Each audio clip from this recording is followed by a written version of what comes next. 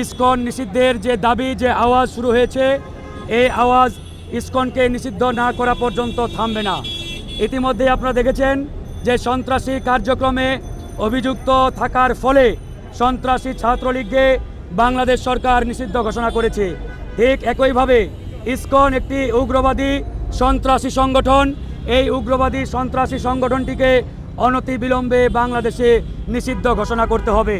কিন্তু বড় দুঃখের বিষয়, একদল ভারতীয় এদেশীয় বুদ্ধিজীবী যারা বাংলাদেশের প্রথম সারি দুটি পত্রিকার ব্যাপকভাবে অনুসারী এবং অনুকরণ করে, সে সকল বুদ্ধিজীবীরা বলার চেষ্টা করছে যে ইসকন একটি ধর্মীয় সংগঠন, এটি কোনো অন্য বিষয়ে বা অন্য সংগঠন নয়।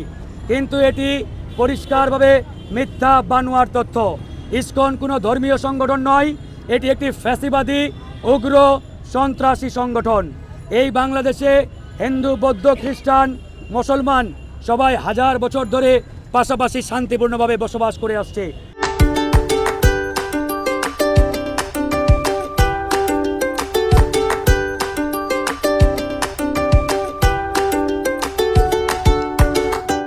সম্প্রীতির ইতিহাস হাজার বছরের ইতিহাস। বাংলাদেশে সেই সম্প্রীতির ইতিহাস বছরের পর বছর কিন্তু চলে আসছে। কিন্তু আজকে যারা ধর্মীয় সাইনবোর্ডকে ব্যবহার করে ধর্মকে সামনে রেখে এরকম একটি উগ্রবাদী সন্ত্রাসী কার্যক্রম পরিচালিত করছে, এদের জায়গা এই বাংলাদেশে হতে পারে না। চিন্ময় কৃষ্ণ দাস সে আদতে কোনো ধর্মীয় নেতা নয়, সে একটি উগ্র সন্ত্রাসী জঙ্গি এবং তিনি জঙ্গিবাদের সাথেও যুক্ত। এই চিন্ময় কৃষ্ণ দাসকে ইতিমধ্যে কথিত যে সকল নিউজ আমরা পাচ্ছি, বাংলাদেশের ইসকন তাকে নাকি বহিষ্কার করেছে।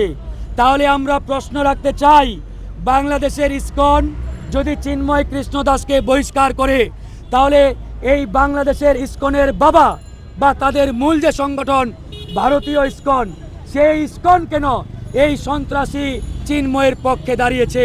এই প্রশ্নটি হিন্দু ভাইদের প্রতি আমরা রাখলাম। তার মানে এখান থেকে পরিষ্কার, ভারত সন্ত্রাসী জঙ্গিবাদের আখড়া এবং জঙ্গিদেরকে লালন পালন করে আসছে, লালন পালন করে। তার বাস্তব প্রমাণ এই চিন্ময়ের পক্ষে ভারত দাঁড়িয়ে সেই প্রমাণ তারা নিজেরাই দিয়েছে।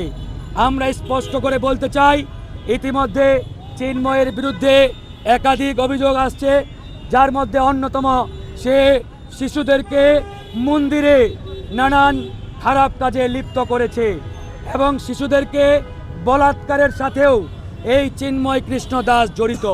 সেখান থেকে একবারেই পরিষ্কার, চিন্ময় কৃষ্ণ দাস একটি সন্ত্রাসী উগ্রবাদী সংগঠনের সাথে জড়িত এবং সে নিজেও উগ্রবাদী।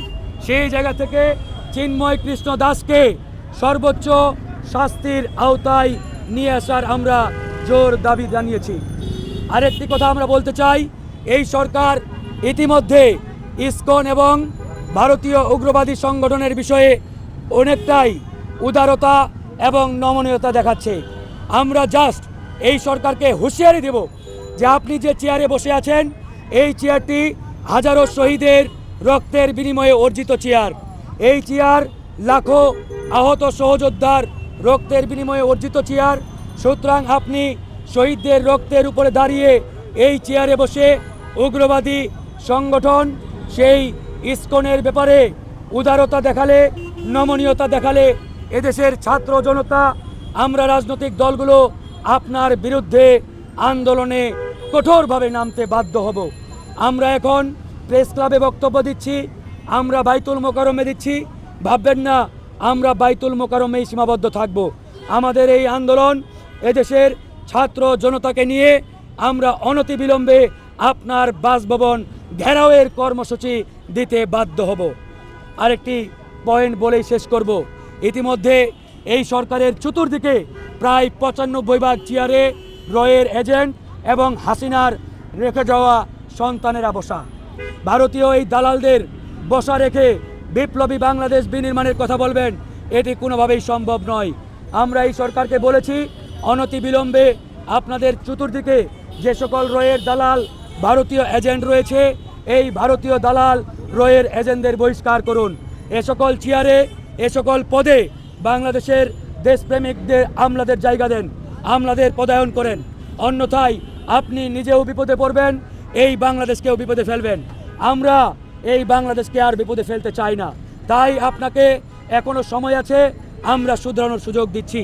আপনি যদি শুধরানোর সুযোগকে কাজে না লাগান তাহলে আমরা চূড়ান্ত আন্দোলনে নামতে বাধ্য হব।